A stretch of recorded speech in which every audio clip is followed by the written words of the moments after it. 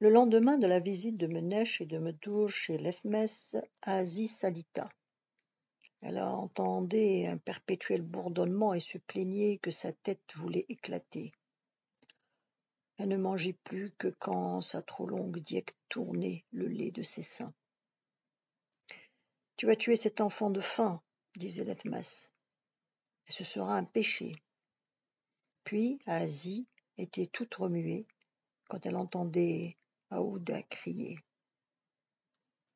Alors elle mangeait un peu de couscous. Juste ce qu'il fallait pour qu'en pressant sur le sein, il vînt un peu de lait. Depuis la mort de Moqran, elle n'arrêtait pas de pleurer, si bien que maintenant elle avait le vertige dès qu'elle se levait et ne pouvait rester debout que soutenue par Lethmès. Pendant les trois premiers jours, elle resta couchée. C'était Skoura qui allaitait son fils, et Aouda, depuis qu'il tirait goulûment sur les seins généreux de coups, ne criait plus. Il ne s'était jamais tant rassasié. Le soir du troisième jour, les jambes d'Asie d'abord, puis tout son corps enfla. De ses lèvres tuméfiées ne sortaient que des râles ou des mots incompréhensibles. Elle ne reconnaissait plus personne et finit par garder fermées ses paupières bouffies. Le bruit courait qu'elle avait peu de chance d'arriver jusqu'au matin. Les vieilles demandaient à Dieu un miracle pour qu'Aouda ne restât pas si jeune orphelin de père et de mère. Les jeunes femmes plaignaient le destin malheureux de ces deux êtres qui s'étaient tant, mais si maladroitement aimés, qu'ils mouraient l'un à la cause de l'autre, mais l'un loin de l'autre. Ménèche faisait tout pour qu'Asie ne partît pas ainsi, si peu de temps après Moqran. Kou avait pris Aouda chez elle et s'en occupait comme s'il était l'un des siens. Quant à Médor, on ne le voyait plus dans le village. Asie allait peut-être mourir. Cette nouvelle fit sur Devda une étrange impression. Elle était trop jeune quand elle avait perdu sa mère. Et depuis, elle n'avait jamais vu mourir quelqu'un qui lui fût vraiment cher.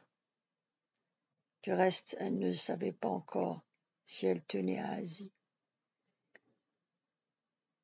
Ça avait été une bonne camarade, évidemment. Elle se prépara donc, en allant chez Lethmès, à prendre une attitude contrite. Elle avait trop peur de paraître encore triomphée, car vraiment, elle n'en avait pas envie, aucune envie. Le visage tuméfié d'Asie la fit reculer d'horreur. Asie si belle.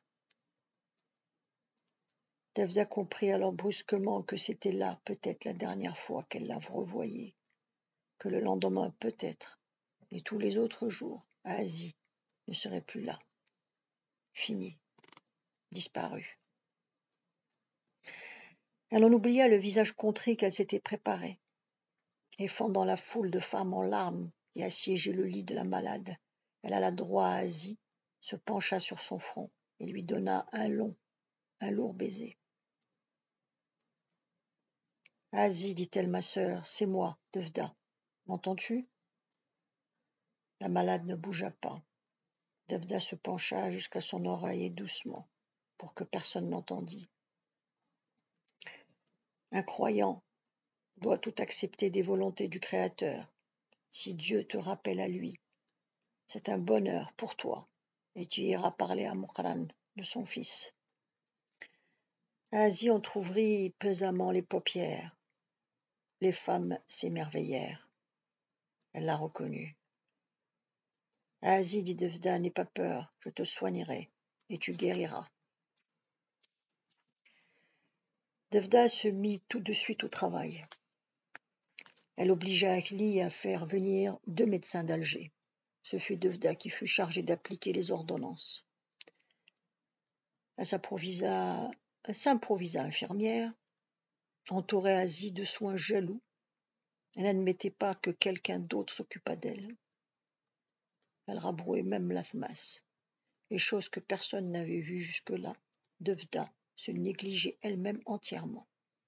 Mais étrangement, elle n'en était que plus belle. À force de veiller à Asie, elle gagnait des yeux plus enfoncés, une pâleur chez elle insolite. Elle mit pendant une semaine la même robe très simple, mais avec tout cela, c'était toujours Devda. Asie peu à peu perdit de son embonpoint, cela commençant par les pieds, puis tout son corps devint une nuit d'une maigreur cadavérique.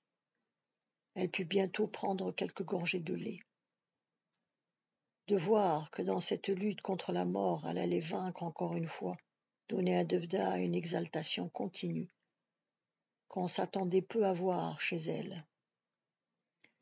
En une semaine, Asie reprit un peu de force. Elle pouvait maintenant parler et demander à Ouda à chaque instant. Devda pourtant ne la quittait pas.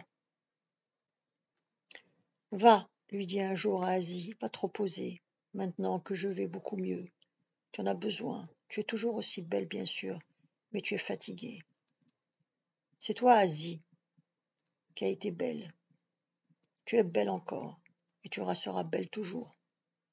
Ton charme ne passera pas avec ta jeunesse, parce qu'il n'est pas seulement dans ton corps. Tous, ils ont rêvé de toi. Mokran, Mennesh, Medour, Ekli. Non, ne dis rien, ne bouge pas. Tu es encore beaucoup trop faible.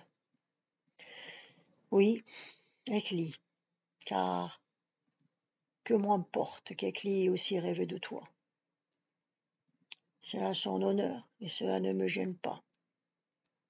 Mais sur moi, c'est la malédiction. Ils n'en veulent tous qu'à mon corps, et c'est fatigant à la fin, tous ces désirs tendus, ces yeux qui luisent. Je suis écœuré de voir avec quelle facilité je triomphe toujours. Ils cèdent tous l'un après l'autre, et il n'y en a pas un qui me crachera à la figure, comme quelquefois je le mérite. Non, tais-toi, ne te récrie pas. C'est à toi seul que je peux dire cela. Les autres ont le sort qu'ils méritent, car ils sont plus chiens battus, à mesure que je les méprise davantage. Maintenant que notre jeunesse à toutes les deux est passée, je peux te le dire, je t'ai envié d'avoir été aimé par mon crâne, pour toi, rien que parce que tu étais Asie. J'ai aussi quelquefois besoin de quelqu'un, que quelqu'un m'aimât, pour moi-même. Mais ils ne me désiraient tous trop pour m'aimer. Ménèche, pas même lui. Mais ne parlons pas de celui-là. Son malheur fut de me haïr d'abord, pour ensuite m'aimer comme les autres, plus que tous les autres.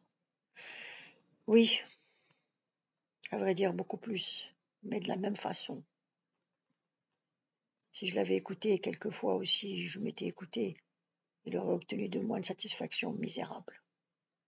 Il aurait regretté toute sa vie, et moi aussi, car il était écrit sur mon front que je passerais ma vie avec Akli, et non avec Ménèche. Mais ne parlons pas de celui-là. On cogna contre la porte d'entrée. Lathmas demanda « Waka, qui est là ?»« Ménèche, c'est Ménèche. » Lathmas alla ouvrir. Ménèche venait prendre des nouvelles d'Asie, mais il en apportait aussi. Medoul était rentré à Tesga, et Ménèche lui avait payé l'argent emprunté jadis par Lathmas. « Dieu accroisse tes biens, dit Lathmas. J'avais bien besoin d'être soulagé de cette dette. » C'est que, dit Ménèche, il faut maintenant de l'argent à Medoul, qui est en train de chercher une femme chez les Mengelet. Il veut se marier avant le départ de son régiment pour l'Italie. Lathmas apprit de cette manière indirecte et directe que l'interlocuteur, que l'instituteur renonçait à épouser Asie.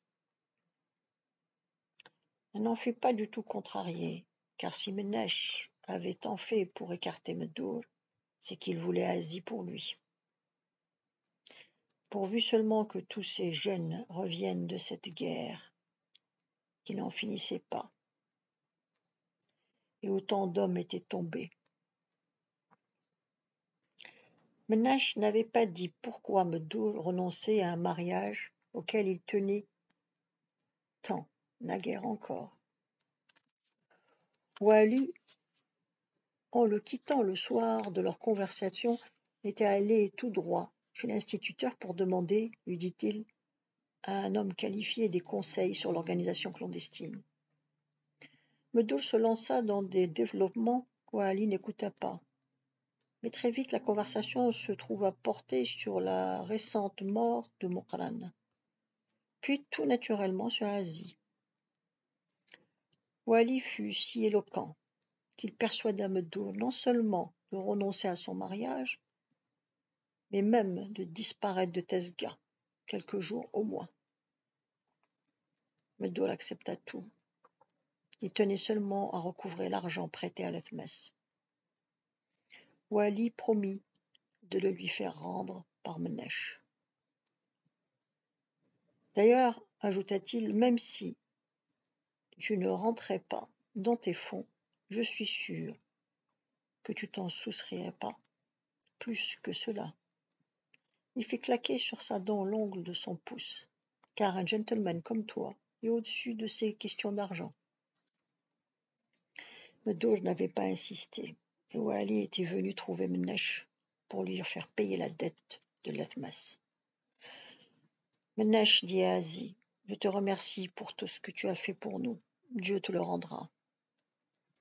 L'essentiel, dit-il, est que tu sois sauvé maintenant, et c'est Devda surtout que tu dois remercier. Quand je serai guéri, nous ferons un repas de gala tous les trois. Tous les quatre, dit Devda, n'oublie pas Kou, qui allait à Aouda. Non, dit Menesh, je rentre dans 3 jours à la caserne, mais faites comme si j'étais là. Ce n'est pas tout à fait la même chose, dit Devda. Asie, dit Menesh, je reviendrai te voir d'ici là, mais écris-moi là-bas, quand tu seras complètement rétabli. Lethmès entra avec du miel et de la galette de blé. Asie put prendre un peu de miel, mais elle était très lasse. Elle avait de la peine à garder les paupières ouvertes et à suivre la conversation. Devda, s'en étant aperçu, lui ajusta la tête sur le coussin. Là, dit-elle, dors maintenant, comme un enfant sage. Et Asie tomba bientôt dans un sommeil paisible qui reposait ses traits accusés par la maigreur. Pour ne pas l'éveiller, Lethmès sortit sur la pointe des pieds. Menesh, resté seul avec Devda, ne trouva d'abord rien à dire, et ce fut elle qui rompit le silence. « Pourquoi t'en retourner si tôt, Menesh ? Ne peux-tu prolonger ta permission de quelques jours encore ? Nous verrions Asie complètement rétablie. À quoi bon, ici ou là-bas ? Ce que tu dis là est ingrat pour tous ceux d'ici qui t'ont aimé. J'en ai pas beaucoup vu. Et pourtant, ils auront donc oublié de me le dire. De te le dire peut-être. Je pensais cependant que te l'avais assez fait sentir. Je les ai trop attendus. Et je me demande aujourd'hui si je ne les ai pas. Qui te dit qu'il n'y a pas eu des soirs où ils t'ont haï aussi, haï, parce qu'ils t'ont longtemps attendu, et que tu ne venais pas. Bien sûr, et ils m'attendaient évidemment juste les soirs où je ne venais pas. Mais toutes les nuits que j'ai passées sur la place, à compter les étoiles, où étaient-ils, ceux qui m'attendaient? Que faisaient-ils? Avec qui riaient-ils? Avec des gens que peut-être ils n'aimaient pas, et guettant des yeux la porte pour voir si enfin n'y paraîtrait pas le bâton d'osier de Menesh. Rien jamais ne pourra m'empêcher d'atteindre ce que j'aime. Tu es un homme, bien sûr. Vois quelle est ta chance. C'est la chance de quiconque. Oublies-tu, Ménèche, quelle est chez nous la condition d'une femme? Qu'elle n'a pas le droit de rester à bavarder avec un homme seul à seul, pas le droit d'attendre tous les soirs, même dans un coin le plus caché, de son cœur, un autre que son mari, qu'elle ne peut surtout pas aller chercher sur la place celui qui compte les étoiles en pensant à elle, pendant qu'elle use la mèche de sa lampe en pensant à lui, et se baigne de tous les parfums qui lui plairaient s'il venait à jamais. Ils entendirent s'approcher le bruit étouffé des pieds nus de Lathmès sur le sol, et la mère d'Asie entra. Dieu, comme elle dort, dit-elle, nous pourrions peut-être la laisser. Ni l'un ni l'autre ne bougea. Lathmès remarqua sur les yeux de Devda une rougeur extrême, dans les yeux de Ménèche une lueur mauvaise. Elle fit mine de n'avoir rien vu. Ou bien non, dit-elle, je dois tout de suite aller chez Nerniné. Je vous demanderai de rester auprès d'elle jusqu'à mon retour. Ils entendirent fermer derrière la porte d'entrée. La suite demain. Vous pouvez vous abonner.